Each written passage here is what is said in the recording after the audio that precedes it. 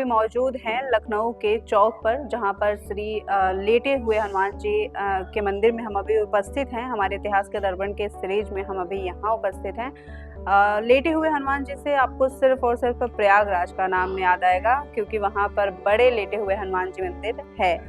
तो लेकिन ये लखनऊ में भी है, बहुत कम लोगों को इसकी जानकारी है। इसी वजह से हम अभी यहाँ मौजूद हैं। इसकी सारी जानकारी हम लेंगे, कब से ये मंदिर का क्या कैसे निर्माण हुआ और इसकी क्या पुरानी मान्यताएं हैं, तमाम सारी चीज़ें। और हमारे साथ अभी इस मंदिर के महाराज जी हैं साथ में, उनसे हम ये सारे क्वेश्चंस करेंगे और आपको जानकारी देंगे।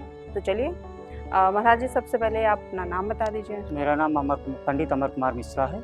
अच्छा, आप यहीं लखनऊ के हैं? नहीं, हम चित्रकूट से हैं। अच्छा, और आप यहाँ पे कितने सालों से हैं? अब हमें 5-6 साल के ऊपर हो रहा है यहाँ पर। इस आपके पहले कोई और यहाँ पे रहे होंगे? कोई दूसरे पुजारी रहे हैं। हाँ। उसके बाद अच्छा, आप इस मंदिर की मान्यता कुछ बताइए। देखिए, जो सबसे बड़ी मान्यता ये है कि जो भक्त यहाँ पर आते हैं, अगर बाबा से श्रद्धा भाव से किसी चीज़ के लिए अपना व्रत दरखास्त लगाते हैं, अर्जी लगाते हैं, उनके कार्य बाबा पूरे करते हैं। और ये इसकी निर्माण जो हुआ वो कब हुआ, और लोगों के नज़र में कब से आया कि हाँ यहाँ पे ये चीज़ें हैं? क्योंकि लेटे हुए हनुमान जी से सिर्फ प्रयागराज का ध्यान आता है। ये मंदिर लगभग 250 से 300 वर्ष पुराना है। ये मंदिर बताते हैं, पहले बाबा गोमती नदी के पानी में नीचे डूबे रहते थे। जब गोमती नदी का पानी कम हुआ तब सामने इनका स्वरूप दिखा, और जिन संत को इनका स्वरूप दिखा था उन्होंने अपने जैसे मूर्ति को सब प्रयास से खड़ा करने का प्रयास किया। जितना भी उन्होंने सब प्रयास, जब मूर्ति खड़ी नहीं हुई तो उन्होंने लेटे हुए स्थापना करके इनकी पूजा पाठ चालू करा दी थी। पहले बाबा जैसे घर के कमरे होता है उसमें कैद थे, विस्तार नहीं था।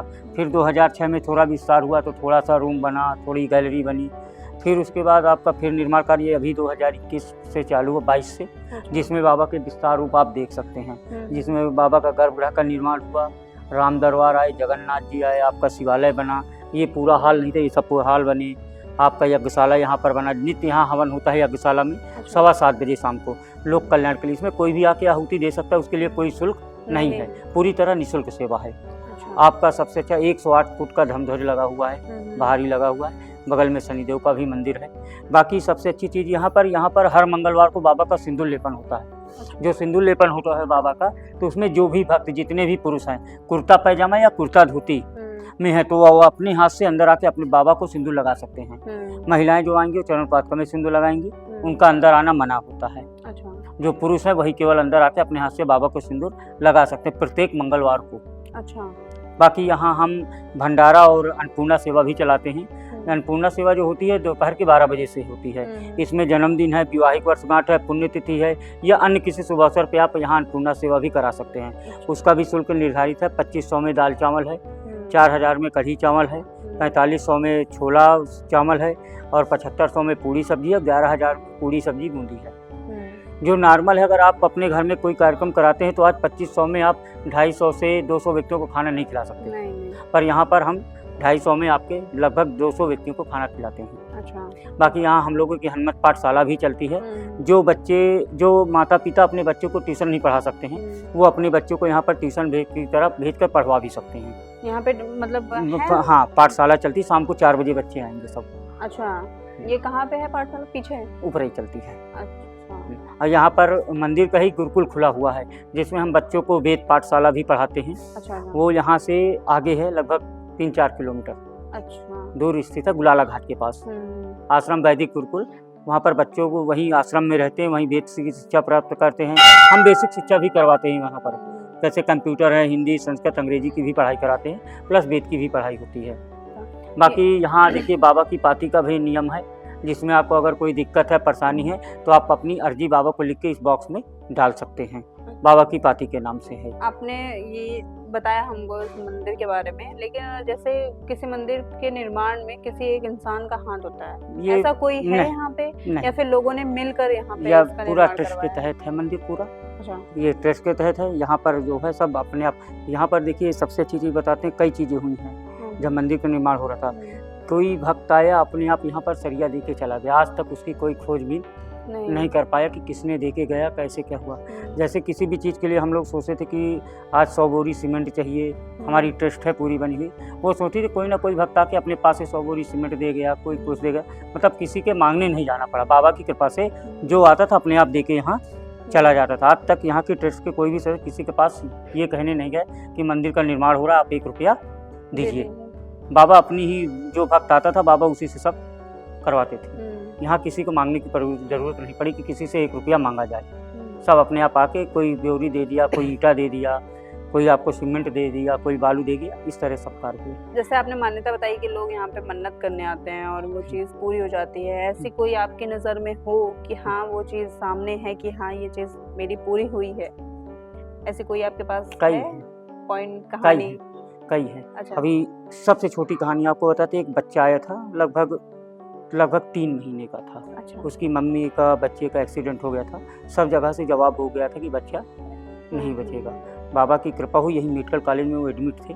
उसका हमने सोशल मीडिया में भी डाला है, आप देख सकते हैं। तो बच्चे का इलाज हुआ। बाबा के पास डेली उनकी मम्मी आती थी, यहाँ से टीका फूल लेके जाती थी, उन्हें प्रसाद कर दिया जाता था, बच्चे को टीका लगता था। आज बाबा की कृपा से बच्चा बढ़िया स्वस्थ है, हंस खेल के चला। तकरीबन 5 बार आके बाबा के दर्शन उसके हो चुके हैं। अब बाबा के पास आके वो जब भी आते हैं अपना बच्चे को लेके आते हैं दर्शन कराने। आज बच्चा सही है, स्वस्थ है, अच्छा है।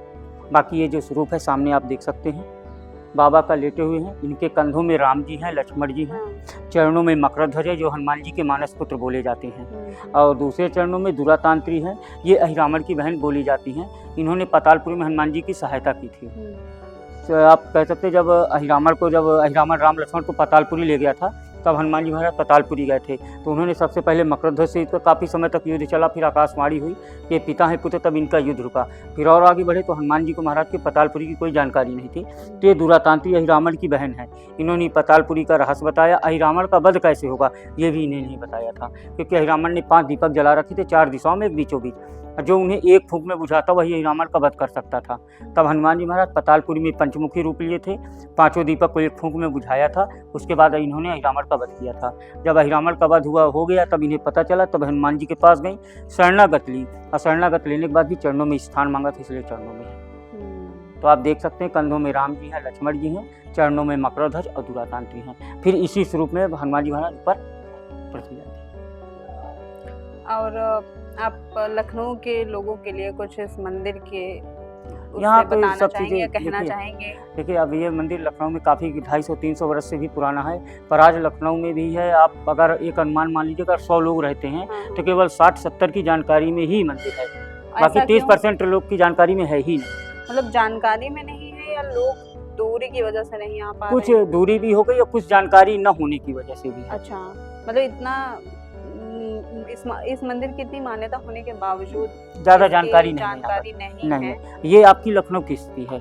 आप लखनऊ से बाहर निकल जाइए तो खींचतान के 100 में 5% 10% को मालूम है। जी बिल्कुल, क्योंकि ज़्यादा जानकारी है। लखनऊ में 2-4 मंदिर हैं जिन उतना प्रचलन है उनका, उस हिसाब से इस मंदिर का भी होना चाहिए। आप कम है। इसके लिए आप कुछ कहेंगे? अभी ये देखिए, लोग आए विजिट करें, यही लोकेशन ये तो देखिए लोकेशन है, यहीं की लोकेशन तो यही है, यही सब है, सब मानताएं हैं यहाँ पर। सबसे अच्छा कि आप हर मंदिर में जाएंगे कहीं भी आपको बाबा को स्पर्श या सिंदूर लगाने का मौका नहीं दिया जाता, पर यहाँ पर हर मंगलवार को आपको सिंदूर लगाने का मौका दिया जाता है। आप अगर आप कुर्ता पैजामा या कुर्ता धोती में है तो बाबा को अपने हाथ से सिंदूर लगा सकते हैं। सबसे अच्छी चीज़ यही है कि जहाँ आप अपने हाथ से बाबा को सिंदूर लगा के बाबा से स्वयं अपनी प्रार्थना भी बोल सकते हैं, कह भी सकते हैं सिंदूर लगाते लगाते। बाकी और दूसरी जगह जाएंगे तो आपको सिंदूर आप ले लेंगे, पंडित जी ले लेते हैं, पुजारी होंगे वो ले लेंगे, और मंदिर को बाबा को स्पर्श ही नहीं छूने देंगे ना गर्भगृह में प्रवेश करने देंगे। पर यहाँ पर इतनी छूट है कि आप मंगलवार की सुबह अगर कुर्ता पैजामे कुर्ता धोती में है तो आप अपने हाथ से बाबा को स्पर्श भी करेंगे और बाबा को सिंदूर भी लगा सकते हैं।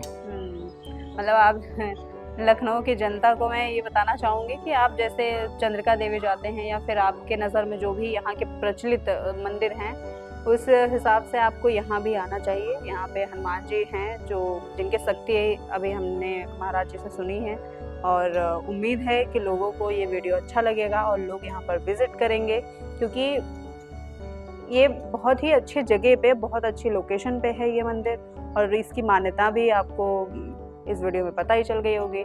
तो उम्मीद है लखनऊ के लोग यहाँ पर विज़िट ज़रूर करेंगे। तो मिलते हैं आपसे अगले वीडियो में, तब तक के लिए धन्यवाद।